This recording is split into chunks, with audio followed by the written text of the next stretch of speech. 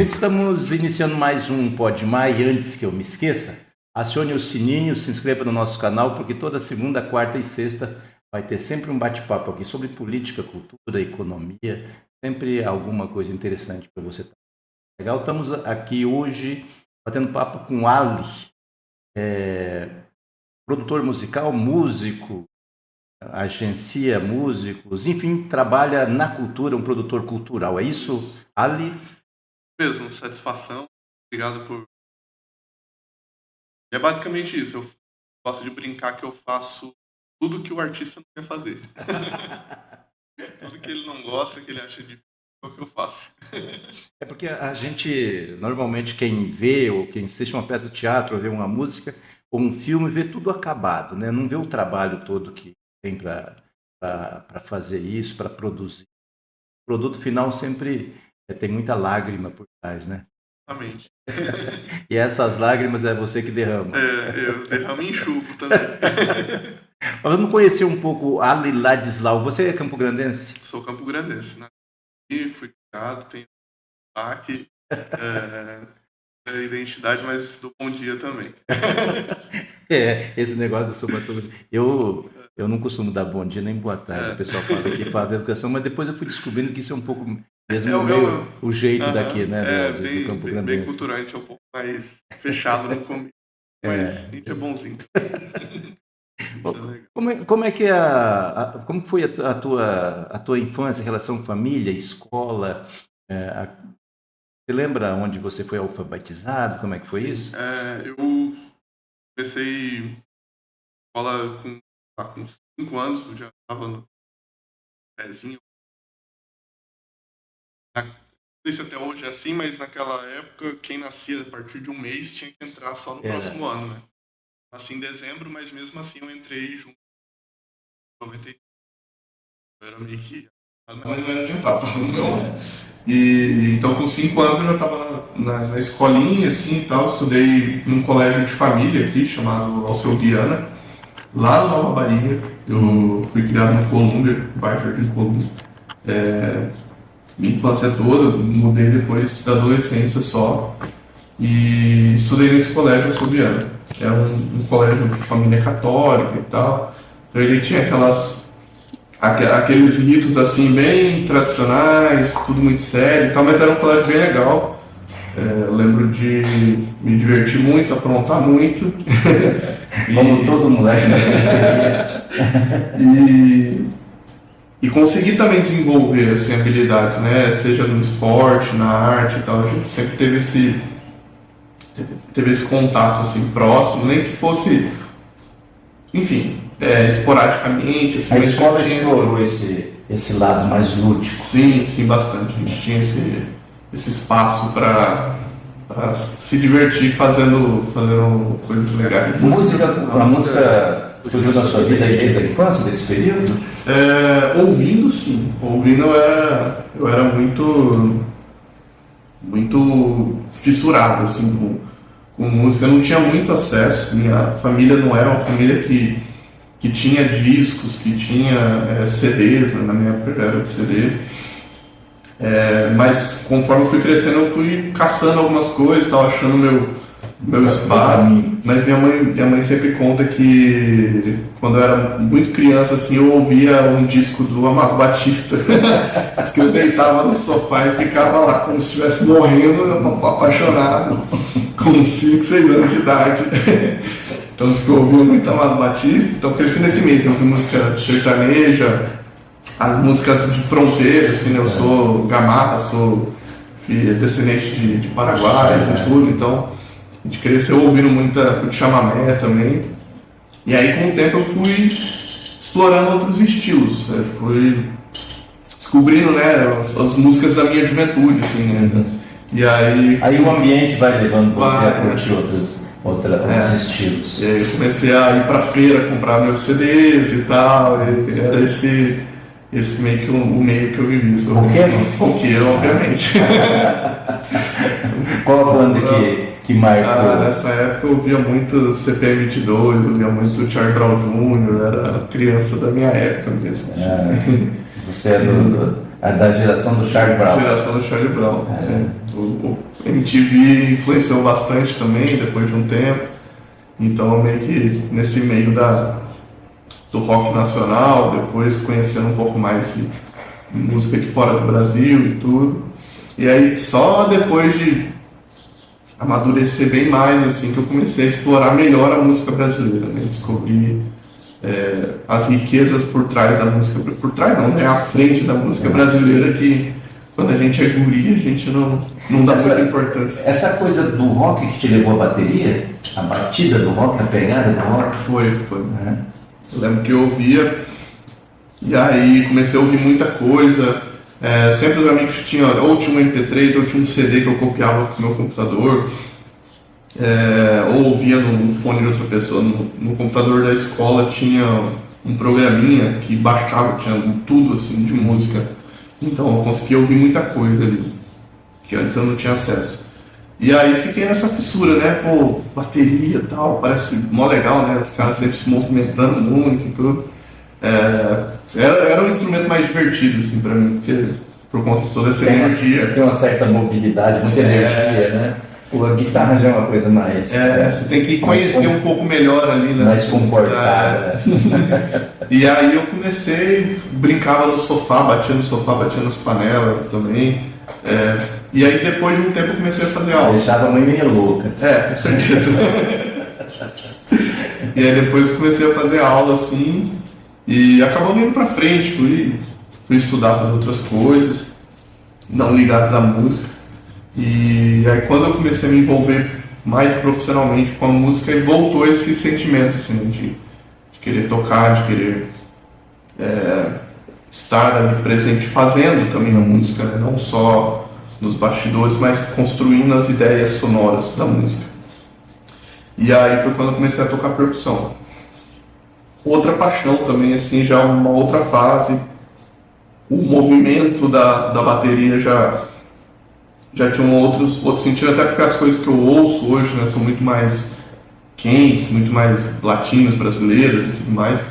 Então, o lance da percussão tem mais tem mais a ver, né, com a sonoridade que eu ouço hoje. A música latina. Ele tem mais o tempero é diferente também. O som, né? O som é um som mais metalizado, parece. Não sei se pode ser isso. Desculpa a ignorância do Lacaze aqui, mas o som da bateria é um e dos outros instrumentos da percussão são um pouco mais. Acho que o lance do coro, né, natural, ele tem uma sonoridade que é mais confortável também para ouvir. Assim, não tem é verdade, o repique é muito mais sonoro. Que idade você começou a fazer isso mais profissionalmente? Em 2014 eu criei um projeto junto com alguns amigos, chamado Arvorecer. O intuito era começar a divulgar as coisas daqui. A gente sentia, a gente sempre perdia alguma coisa porque não era bem divulgado. Então, na nossa cabeça, se a gente divulgasse, ia melhorar. A gente começou assim. Isso eu tinha uns 20 anos, mais ou menos. E aí, em 2016, eu comecei a fazer meu primeiro evento, final de 2016. A gente fez um pequeno festival multicultural, multiartístico. E aí, desde então, eu não parei. Comecei a desenvolver outros projetos dentro do Arvorecer. Comecei a trabalhar com artistas em 2019. Antes de entrar nessa fase do artista, vamos falar um pouco do café filosófico. Eu gostei daquele formato que você trazia bater papo no espaço, tinha público, era uma coisa aberta ao público, que era bem formato que nós estamos fazendo aqui, um podcast, né? Era aberto ao público. Era aberto ao público. Nessa época era o stand-up. Mistura de stand-up com podcast e com as mídias sociais. Basicamente. Nessa época o formato do podcast ainda não era tão bem explorado, começando, e ainda mais o videocast, que acabou vindo depois e tal, ainda não estava estabelecido. Na nossa época, antes da pandemia, ainda não existia muito essa necessidade de fazer o digital. Então o digital era divulgação e não conteúdo, né? o conteúdo começou a brotar mesmo pra gente pós-pandemia, assim, durante a pandemia, na verdade. E aí em 2017 a gente começou, eu estava fazendo filosofia, e aí queria desenvolver esse projeto como uma forma de aumentar a acessibilidade às discussões filosóficas. E aí eu juntei com alguns amigos dentro da Arvorecer, um professor que ajudou bastante, que é o professor Wayne, lá da UFMS, e aí a gente desenvolveu um projeto que era uma pessoa especialista, né, da área falando sobre um tema contemporâneo para uma plateia. Essa plateia podia ser qualquer pessoa, era aberta ao público, era gratuito, e as pessoas começaram a colar. Foi surpreendente, assim, porque as pessoas foram mesmo. Elas saíam de casa, elas iam, no começo a gente fazia um lanche compartilhado, então a gente levava algumas coisas e cada pessoa levava também, e a gente se juntava ali depois do evento para dividindo o pão, celebrar ali, dividir o pão e conversar, continuar essa conversa, né? Acho que esse que era o movimento que a gente propunha.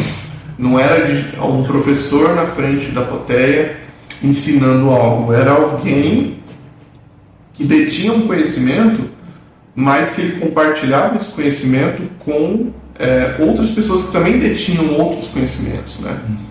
Então era uma troca bem grande, assim, era esse nosso intuito.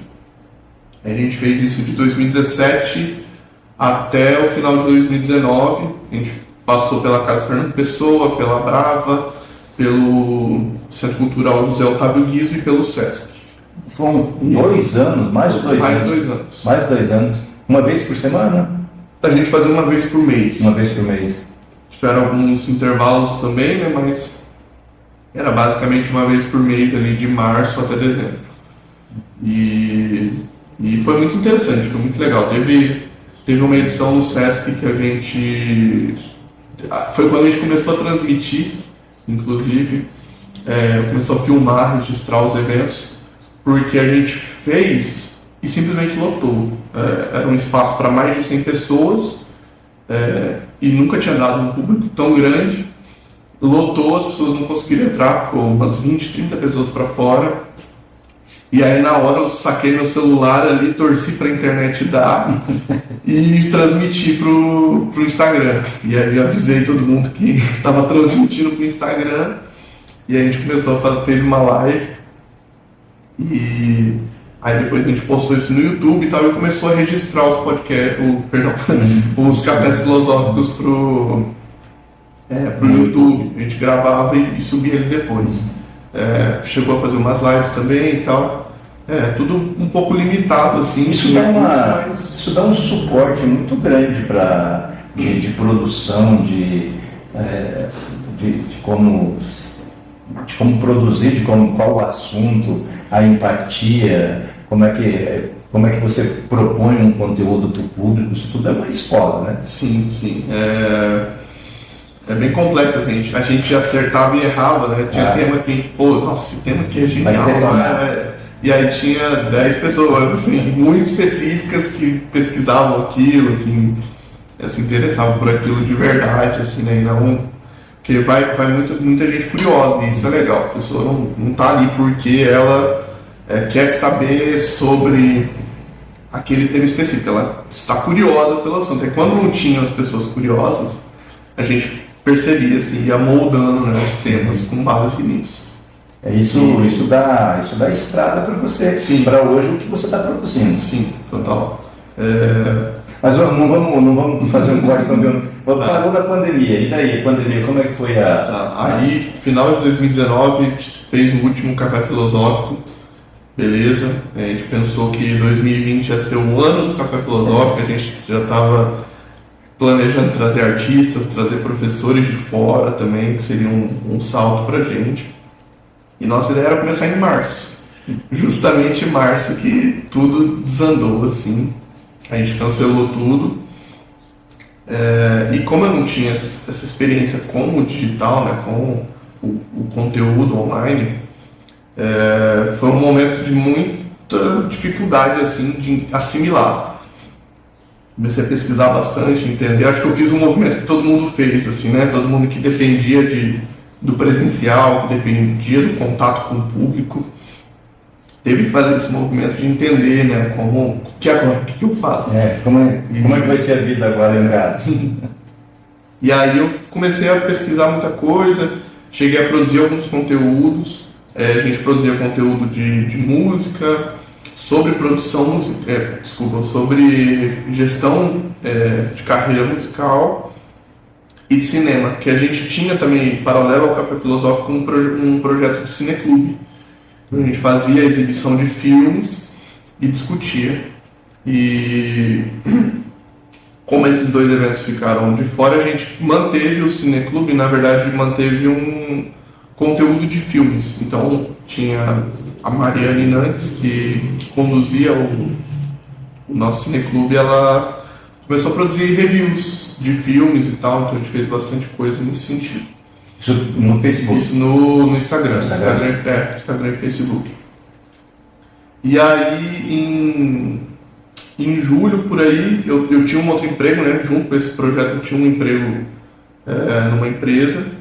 E aí, por conta da pandemia, redução salarial, não sei o que, me demitiram. E aí eu falei, beleza, então agora eu vou catar essa grana do acerto e vou investir na minha carreira. E aí eu comecei a trabalhar só com isso. Eu fiz, durante a pandemia, eu organizei festivais online de música e na verdade, multilinguais. A gente teve dança, a gente teve poesia, teve teatro, teve filosofia. Festival online? Então a gente tinha, primeiro a gente fez cada artista no seu perfil, bem pequenininho. Aí o segundo a gente já concentrou num perfil só. E no terceiro a gente ainda utilizou uma plataforma que monetizava. Então a gente fez uma parada interessante, assim, que a gente conseguiu monetizar. A pessoa entrava, ela assistia de graça, mas se ela quisesse, ela tinha uma ferramenta simples ali para fazer o pagamento. Fazer uma contribuição. Então a gente conseguiu juntar uma grana, né, pagar os artistas, a gente tirava uma comissão pela organização de tudo. E a plataforma também tinha a comissão dela e foi bem legal isso. Foi uma experiência bem interessante, difícil, árdua e tudo, mas serviu também de muito aprendizado para a minha formação enquanto produtor no geral, assim, né? Como organizar um evento, eu tô aqui, a pessoa está na casa dela, a gente fez evento com artistas do Rio de Janeiro, artistas do Paraná, artistas do Espírito Santo. Então, se der um problema na internet dele, não tem o que eu fazer. Eu vou ter que engolir e dar um jeito, né? Então... Mas essa possibilidade, essa incerteza de que vai dar tudo certo, mas e quando dá algum erro, de você resolver e continuar, esse que é o grande barato. Né? Exatamente. Aí que forma o profissional. Né? Exato.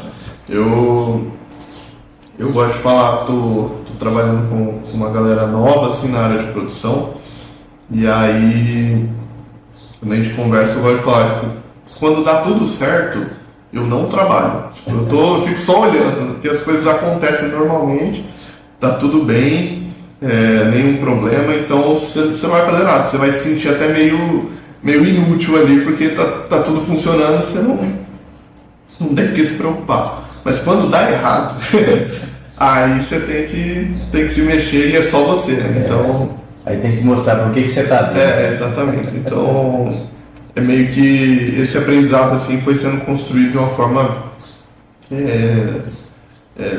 na prática assim também, né? Você estuda, você pesquisa, você vê outras pessoas fazendo, mas a hora que acontece com você que você vai conseguir assimilar de fato tudo que você absorveu. Então, esse momento assim de fazer coisas online foi interessante por causa disso. E ver que é possível, né? Você usar essas ferramentas, que é uma novidade, né? A gente, nós também vivemos esse mesmo desespero, o que eu faço agora e tal. Mas esses erros, essas batidas na parede que faz algo diferente. Exato. Depois da pandemia, parece que esse novo normal ficou até meio sem graça. Você já sabe o caminho das pedras ali, né? Tipo, pô, por que a gente tratava com tanta dificuldade um negócio que é simples, né? No fim das contas. Mas enfim, não é tão simples, porque eu vou te dizer uma coisa. Foram 2 anos de uma busca incessante de caminhos, Sim. E a gente atravessou, sim. Sobrevivemos a isso, né? Uns com maior sucesso, outros com maior, mas a gente chegou até atravessar, e a experiência foi uma coisa fantástica mesmo. Mas o Café Filosófico, e mais esse período da pandemia, então te trouxe a bagagem para você montar o trabalho que hoje você está produzindo. Bastante. Nessa época do Café Filosófico eu também trabalhava com artistas, então eu organizei eventos, comecei a fazer editais. Foi quando eu comecei a mexer com isso, sem saber muito, assim, né, pelo tato. E então ali eu comecei a desenvolver esse trabalho de como agenciar uma carreira artística, como achar os caminhos para remunerar todo mundo, como fazer um evento para o artista, né? Eu só tive a experiência de eu fazer o evento enquanto uma produtora. E agora, como você garante o evento para o artista, né? Do lado do artista, assim, com outra pessoa realizando o evento. Enfim, foi então de, 2017, né, com o Café Filosófico até a pandemia ali, final de 2020, foi um marco de aprendizado, assim, uma curva de aprendizado muito alta, mas também com muita dificuldade, enfim, pegou muito pedregulho, então foi uma situação que serviu bastante para potencializar um pouco do que eu consegui aprender. E aí, em 2021, eu montei um selo com um amigo meu, produtor musical, Júlio Queiroz, e aí a gente começou a trabalhar diretamente com artistas, e aí foi onde eu comecei a entrar numa outra parte que eu ainda não mexia, que era dentro do estúdio. Eu não mexo com o estúdio, não produzo, não gravo, não faço nada nessa parte. Mas eu comecei a entender também a dinâmica desse processo, né? Que a gente trabalhava com artistas, a gente escolhia a música, arranjava essa música, ia para o estúdio ensaiar, gravar e depois fazer o lançamento disso.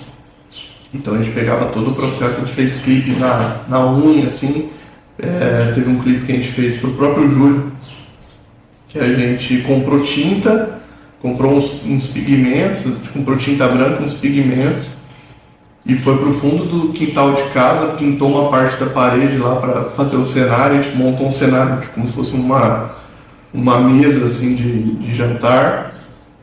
E, enfim, fez as coisas tudo em casa, do que dava. E aí caíam umas tintas assim, como se fosse correndo da parede. E ele ia reagindo como se a vida tivesse normal ali, né? Comendo, bebendo e tal. E era eu lá em cima do muro, em cima da escada, jogando os copinhos de tinta, assim, pra ela aparecer escorrendo na parede. Então, fez muita coisa na unha, assim. Produção mesmo. Produção manual. Nada de... os efeitos especiais são todos produzidos assim, né? E aí, foi uma fase bem também foi juntar tudo que eu já tinha aprendido e também aprender coisas novas. E aí o selo foi muito legal, assim, a gente conseguiu muitas coisas. Do Vale foi um artista lançado por nós, assim, ele estava no final de 2019, ele estava começando a carreira dele. E aí a gente fez um show, eu tocava com ele só nessa época. A gente fez um show super legal, super bonito. E aí em 2020 a gente ia começar a trilhar as coisas, né? E aí veio a pandemia também, então ele teve esse processo de também ter que repensar. Também de mergulhar. Aí em 2021 a gente começou com ele pelo selo e outros artistas também com essa bagagem. E aí a gente conseguiu bastante coisa. A gente gravou uma música que teve uma repercussão até em mídia nacional e tal, foi bem legal. Que é o Último Cigarro. A gente Aí tocou no Som da Concha, a gente tocou no Campão Cultural, ganhou Batalha de Bandas, tudo com produção nossa, assim. Então foi um ano bem interessante com a Erika Espíndola também, que é outra artista que a gente trabalhou. Foi super legal, a gente teve essa mesma resposta do público, e com vários artistas, assim, a gente teve essa resposta tanto do público quanto da crítica, digamos assim, e foi bem legal. E aí, por conta de conseguir conciliar tal, a gente acabou tendo que parar com o selo. A gente tinha muita coisa para resolver e tal, e a questão financeira sempre pega.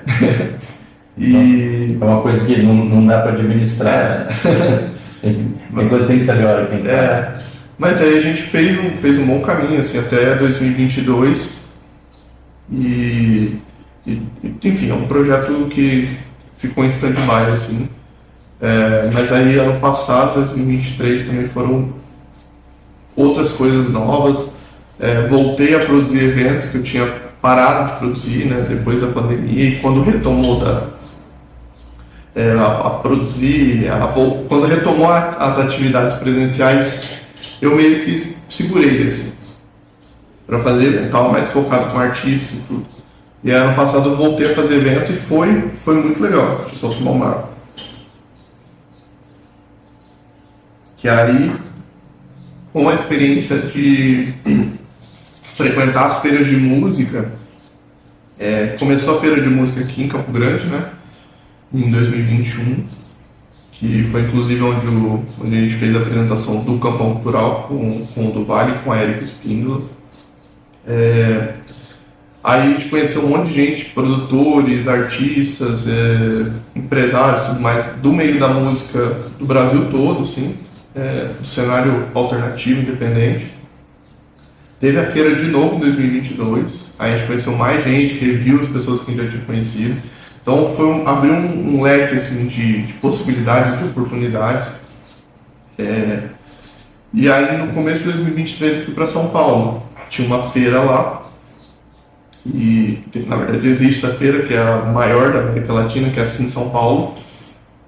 E aí eu fui lá para estudar, para conhecer gente, conhecer outras pessoas, rever as pessoas que eu tinha conhecido aqui em Campo Grande.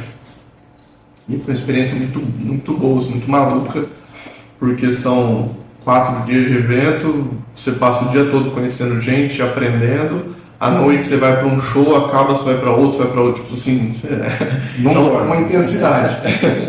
E aí você conhece muita coisa nova, muita coisa diferente. Você quer trazer tudo para cá, aplicar tudo aqui.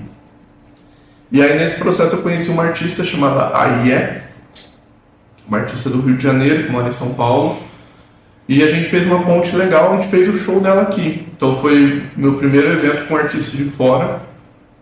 A gente trouxe ela, fez o evento, foi super legal, super bonito, assim, né, ter esse contato com a música dela, o público daqui de Campo Grande ter esse contato. E aí a gente continuou fazendo. A gente inclusive montou, eu ia fazer esse evento, aí um amigo meu falou, pô, tô doido pra começar a mexer com o evento, que é o Léo, o Zanello. E ele falou, pô, tô doido pra começar a mexer com o evento. Eu falei, cara, vamos fazer, tem essa artista que tá querendo vir pra cá e tal, a gente desenrola. Aí a gente precisa dar um nome, né? Aí a gente ficou uma semana ali pensando, chutando o nome e tal, jogando, e aí, esse, o que você acha? E esse, o que você acha? Até que a gente chegou na Guará. Guará, do Guará mesmo. E virou Guará Apresenta, que é uma produtora de eventos. E a gente fez alguns eventos ano passado. No final do ano a gente se juntou com outras produtoras aqui. A gente se juntou com a Juliana Benites, que fazia outros eventos antes também. Ela fez Pagode Anual, ela fazia o Marafo e tudo mais.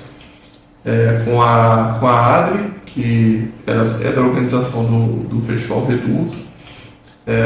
E o Assis falei que ia mandar um beijo para Assis. Beijo, Assis. Que é diretor de arte, né? Trabalha com design gráfico e tal. A gente se juntou e falou, cara, bora fazer um evento. Eu estava em contato, nesses contatos eu estava conversando com o pessoal de outros estados, assim. E o pessoal de Mato Grosso falou, pô, a gente tem um artista aqui que tá querendo circular, você acha que rola pra sair? E a gente ficou nessa o ano inteiro, falando um monte de artista. Aí faltando um mês pra data que o cara ia passar, ele voltou e falou, pô, eu quero ir pra Campo Grande e tal. Aí a gente falou, cara, bora mexer, a gente não tem tempo nenhum, vai ser tudo na correria, mas bora fazer? Aí todo mundo, bora. Aí a gente fez. Foi quando a gente lançou o Eita, que agora o Eita virou uma coisa à parte, né? Agora é um rolê, enfim, é uma marca suspensa aí que pode ser um monte de coisa. E aí a gente fez o Eita, trouxe o Pratagi, que é um artista do Pará. A gente fez uma festa, foi super legal, teve o show do BG de Lucena, daqui de Campo Grande, teve discotecagem com o DJ Samambaia. Aí para esse dia a gente produziu um drink, criou um drink com cachaça de jambu também, que é típica lá do Pará. E enfim, tentou, dentro do Eita assim, a gente tenta explorar um pouco essas experiências para além da música também. Tentar ser uma parada de vários sentidos, assim, né? É a música, que é a audição, mas também tem o olfato, tem o paladar, tem o toque, tem todas essas sensações assim, reunidas dentro de um evento. E foi uma experiência bem legal, foi bem correria, como sempre, mas disso a gente se juntou, viu que funcionava, e foi quando a gente criou o nosso bloco, que é um bloco Eita. Que agora vai... Agora a gente vai começar. Está ensaiando, né? Fazer os eventos aí de ensaio aberto. Dia 27 de janeiro, agora lá na Praça do Preto Velho. E aí no carnaval mesmo a gente vai fazer dia 3 de fevereiro, na Esplanada. E depois no Enterro dos Ossos, também dia 17, também na Esplanada. E nossa ideia era fazer um carnaval, é claro, respeitando toda a tradição do carnaval de Campo Grande, que é muito forte. Apesar, né, de todos os perrengues, assim, as pessoas amam o carnaval e estão amando cada vez mais. E a gente se inspirou em várias coisas boas, tanto aqui quanto em carnavais de fora, para poder desenvolver o nosso. Assim, né? Tem uma novidade, não é nenhuma inovação abrupta do carnaval, mas é um resgate também. Criou uma charanga, nossa, seria essa banda de metais e percussão e tal, que vai puxar o carnaval. Então essa charanga, ela faz a trilha sonora ali e pra galera cantar. Então é só instrumental. Tem um puxador ou o puxador é a galera? Tem a banda tem os nossos frontmen, né? Tem o pessoal do metal, ela é comandada pelo Dedo, Cláudio Dedo. É um trombonista fantástico, músico, na verdade toca de tudo, assim. E é ele que comanda também. Mas tem outros músicos junto, outros metaleiros e percussionistas e tal, que acompanham a banda para poder desenrolar. Então a gente tem um repertório, tem a estrutura básica do show e as coisas acontecem na hora também. Inclusive a gente está recebendo pessoas que queiram participar da charanga. Ela não é fechada nessas pessoas, nesse núcleo. Ela é também um convite para as pessoas se divertirem musicalmente no carnaval, sabe? E tocar, nem que seja... Tem que participar dos treinos, né? Tem dos ensaios. Tem que participar dos ensaios. Tem que ver nos ensaios. Não desafio, não. Me diz mata aqui uma curiosidade. Quando a gente fala de carnaval, bloco, charanga,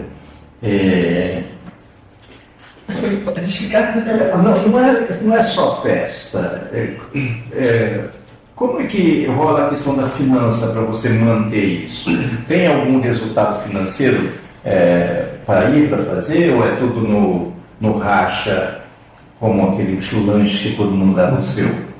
Então, o carnaval hoje ele é uma festa que também está bem profissionalizada já, né? Está bem estabelecida.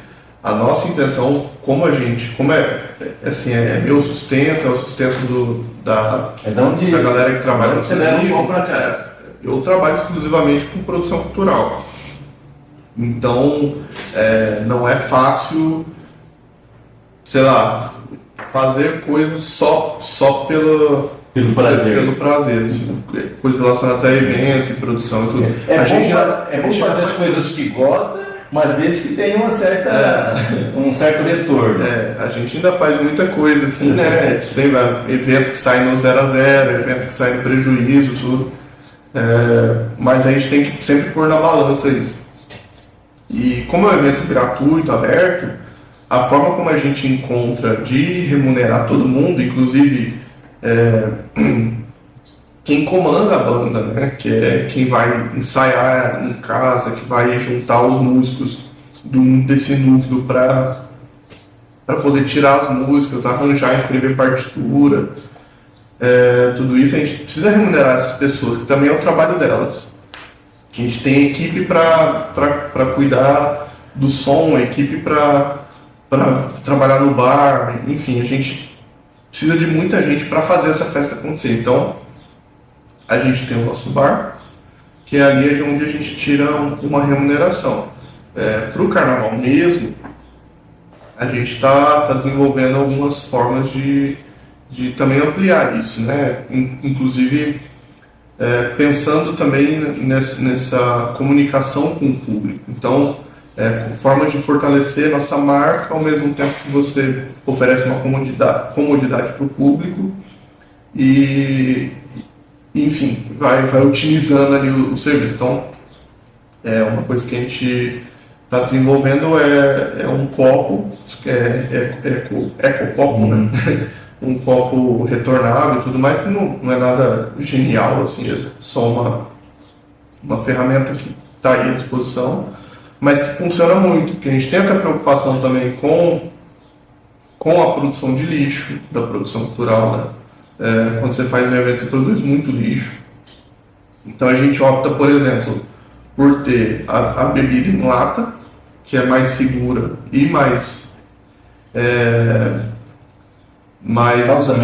retornável, né, também que a garrafa de vidro ou plástico. E aí o copo ele vem com essa solução também para substituir o plástico. Então você substitui canudos, ali substitui o próprio copo de plástico que sempre se perde, né? A pessoa pega um, depois pega outro. Então você cria um copo que é mais resistente, é mais bonito, ele é visualmente bonito, a pessoa leva para casa, guarda, usa, né, em casa. Então é uma ferramenta que também funciona para muito mais tempo, né, do que um copo descartável e fortalece a nossa marca também, que eu acho que é um ponto importante. A gente se comunicar com o público ao mesmo tempo que você constrói seus valores, sua identidade, tudo. Então, quando eu ofereço um copo com a nossa marca, com uma lembrança do que foi aquele momento, né, por um valor que é acessível também, a gente cria um vínculo com as pessoas. Vai construindo todo um relacionamento a marca é tudo, né? Você fica lembrando, quando você vê, olha, você vai se lembrar da boa música, da boa festa, da alegria, do dedo que destroncou, né? Eu mesmo vai ficar marcado. Eu mesmo, toda vez que eu olho para prateleira onde estão os meus copos, eu fico pensando nisso. Assim, pô, esse festival foi massa. Boas lembranças. Mas o carnaval ele vem, são 3, 4 dias, uma semana, passa. A produtora é o que você projeta para frente. Sim. Quais são os principais artistas que tem? Você falou do Vale, tem outros que estão. Do Vale eu vi no portfólio e lembrou agora não vou esquecer o nome do Belchior. Lembra o meio jeito do Belchior? Até foi o Belchior, foi dele do Vale. Além do Vale, tem outros no portfólio? Agora a gente faz eventos, né? No EITA é um evento específico, onde a gente se junta com com outros produtores, um coletivo. E eu também faço parte do Reduto, junto com a Adri, com o Jonathan, com o Loureiro, a própria Juliana Benítez também, que entrou recentemente no Reduto, e mais uma galera que tá lá, que é um festival que a gente está planejando para retomar. E aí a parte disso ainda tem o trabalho com os artistas, né? Que eu faço edital, faço lançamentos, enfim, dou todo tipo de assessoria ali para os artistas, planejamento de carreira, te junta, faz reunião, planejamento anual, planeja, enfim, lançamento. Seu dia tem quantas horas? Infelizmente só 24. Queria que tivesse mais. Porque sentar com o artista para fazer planejamento já não é uma coisa fácil de fazer. Com o artista deve ser um pouco mais difícil. Tem que saber manobrar ali também para focar no negócio, mas é legal. É um desafio, assim, eu gosto de brincar que o meu trabalho é ter dor de cabeça. Então, enfim,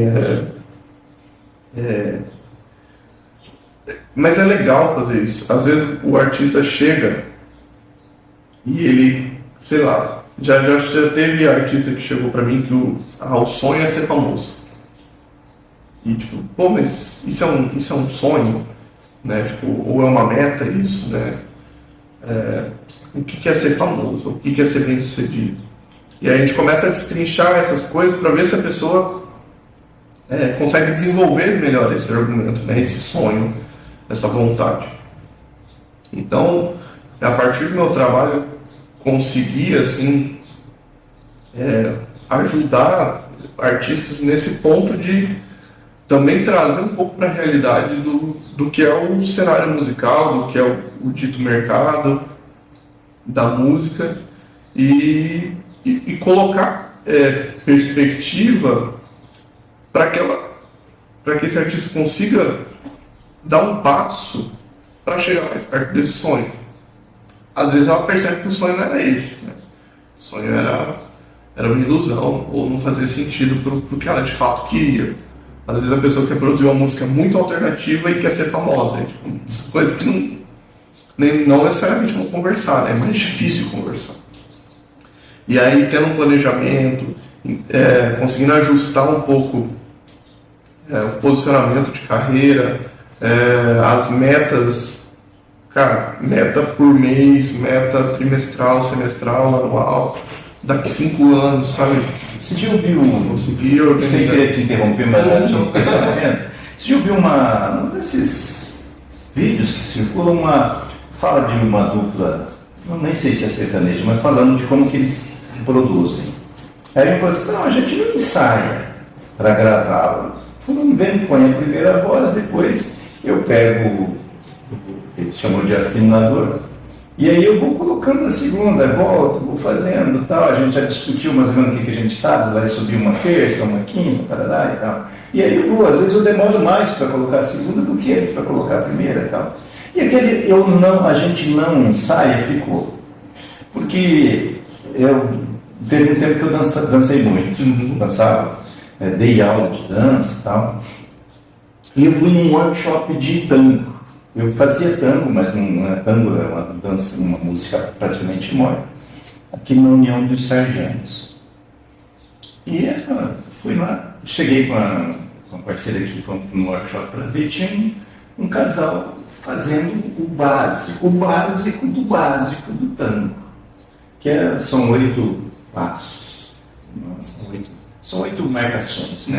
E dali surge, de lá sai todos os passos. Ficaram ali, eles ficaram 40 minutos antes, nós chegamos, eu cheguei, não sou Mato Grossense, mas eu chego sempre antes. Fiquei uma meia hora vendo e eles repetiram durante essa meia hora incansavelmente aqueles 8, que não sou, não sei, eu já não gostava de fazer o básico. Aí, para minha surpresa, começou o workshop, foi o casal que foi dar workshop. Aí deu, os passos dançavam muito bem. Aí no final eu perguntei para eles, vocês passaram passos que vocês não treinaram, eu vi vocês treinando, vocês estavam falando só o básico. Aí ele falou para mim assim, mas o básico é tudo. Se você não sabe o básico, você não sabe o resto. E se o cara não treina junto com o cara para fazer a segunda voz, como é que ele vai fazer a segunda voz? Né? Como é tempo de estrada? Não encaixa esse negócio para mim do artista não treinar, não treinar, inevitavelmente. Tem vitória sem dor. Tem. Se o cara chegasse, né, eu vou ser o Luan Santana amanhã, só que não viu o guri cantar aqui em Jaraguari como ele era desafinado, né, para ver o sucesso que ele é agora. Sim. Aliás, tem mas que foi secretária de Cultura, esse é o apelido dela, foi secretária. Ela falou assim, eu tenho orgulho de ter vetado o Luan Santana desses projetos do município. Ele era muito desafinado, ela vetou. Se eu tenho, porque é o que resta para ela. Mas você vê como a evolução é possível com muito treino, muito empenho, muita dedicação. Esse nome. Ela é funcionária de carreira gente que já aposentou. Eu não vou lembrar o nome dela. Mas enfim, a evolução vem do treino, vem da dedicação, vem de fazer isso. E você cumpre esse papel de botar o cara um pouco no chão. Esse é um assunto polêmico e complexo também, porque na minha é um pouco parecido com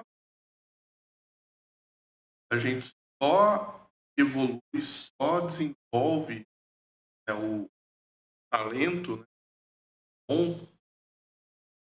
com muito empenho. Quero cantar bem, eu não sei nada, eu preciso entender como desenvolver essa voz. Quero tocar bem, eu quero ser um artista, é tudo isso mais outras coisas.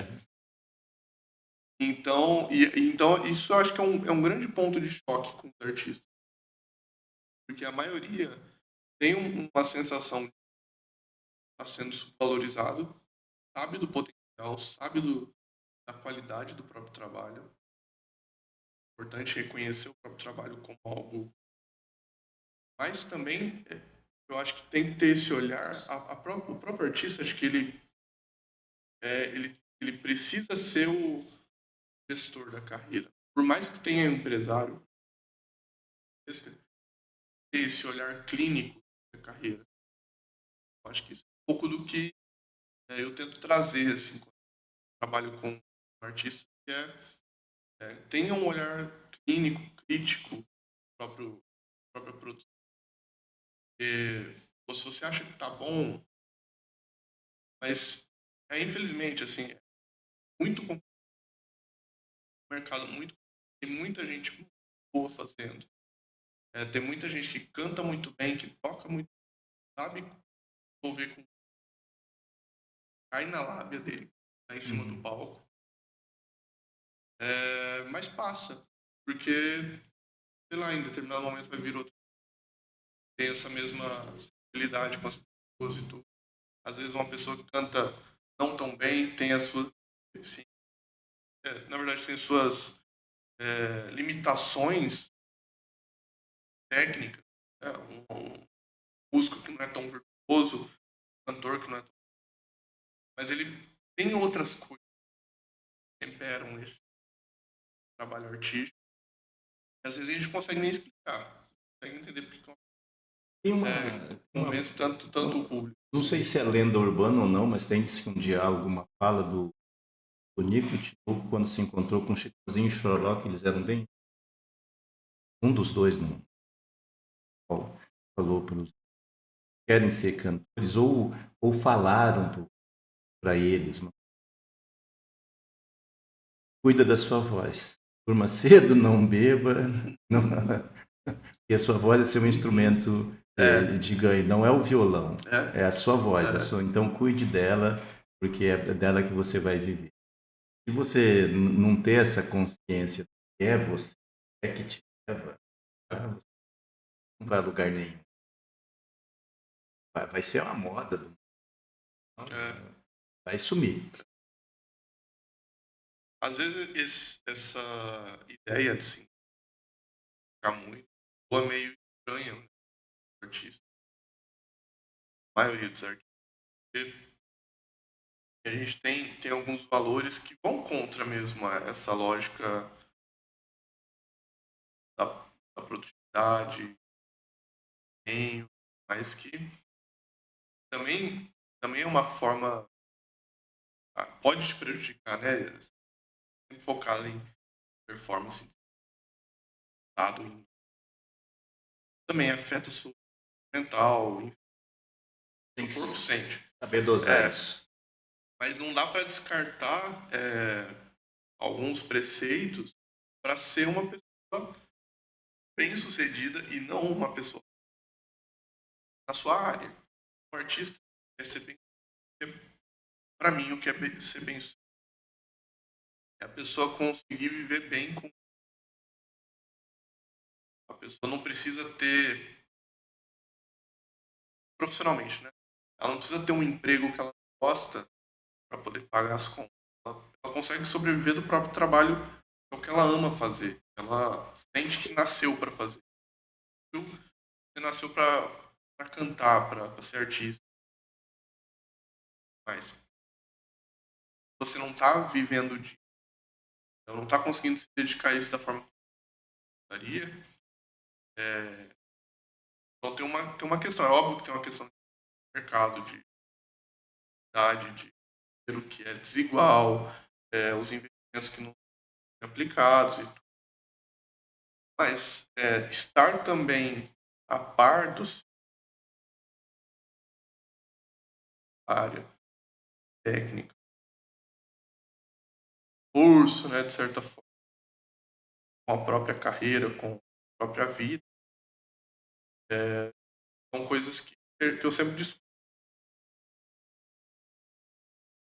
Às vezes, aquela coisa, pô, se eu tenho muita gente fazendo as coisas, eu não preciso cuidar, mas não é.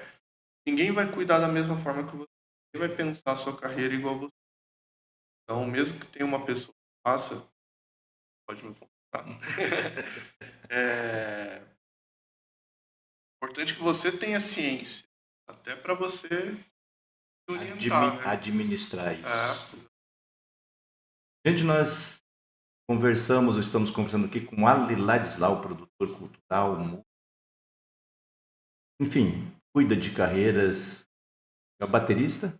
o percussionista, Percussionista. melhor. A gente está batendo esse papo aqui. Ali, vou deixar você à vontade para você. Tem alguma coisa que a gente não falou? Alguma coisa que queira deixar de recado? Para a gente já indo para os finalmente. Eu queria agradecer, foi muito legal ter falar de produção, falar de carreira dos artistas. É sempre bom. Pode me aprofundar se a gente tivesse mais semanas para conversar. Daria para falar mais coisas, a mais. Mas é isso. E eu estou sempre à disposição assim para conversar com o artista, para trocar essa ideia mesmo. Que carreira não é uma coisa que eu faço só quando me tratam e tudo mais. É um prazer mesmo. E com a cena, principalmente, o trabalho que eu tenho ganhado bastante. Muita gente se empenhando para construir uma cena fortalecida. Então, ajudando artistas, ajudando espaços culturais, né, fomentando tudo, dando produções de eventos, produções musicais, produções artísticas, audiovisuais, enfim. Muita coisa acontecendo. Tenho muito orgulho de fazer parte, de certa forma, mesmo que numa pequena parcela, de ajudar a construir alguma coisa, legado, de certa forma, Essa identidade cultural. para Mato Grosso do Sul. A gente está nessa busca, né? E surgem artistas promissores, mas que, por várias razões, as coisas não acontecem da forma que sonha, né? Que aconteça. Então, trabalhando para que está dentro da possibilidade, dentro dentro do rural, dentro do planejamento, da ideia, da parte de execução, assim, estou à disposição para ajudar para fazer. Aí a gente está também com sorte, com o caldeirão de possibilidades também virar a nosso favor, né? Para que as coisas. Existe um componente do acaso aí, sempre bom. E tem o bloco. E tem bloco. Dia 3 de fevereiro, na Esplanada Ferroviária, lá dentro, no gramado, a gente faz o bloco Eita, com a charanga e a música, a versão. É um rolê que começa às 14 horas, é para ser dia mesmo, curtir a tarde ali, o começo da noite, já para entrar no clima do carnaval, né? É muito bom. Tem uma fala que alguém fala que quando a gente fala sorte quem fala é um preguiçoso, invejoso que olha pro cara de sucesso e fala, puta, esse cara teve muita sorte. Ele não sabe quanto é que o cara ralou. Gente, com esse bate-papo a gente vai despedindo mais esse Pode Mais, lembrando você que você deve acionar o sininho, se inscrever no nosso canal, que segunda, quarta e sexta sempre a gente tem um bom bate-papo aqui. Obrigado ali pelo bate-papo e a gente está à disposição aqui também. Quando tiver algum assunto, só entrar em contato. Legal. Que a gente está produzindo. Legal, muito obrigado. Falou, um abraço.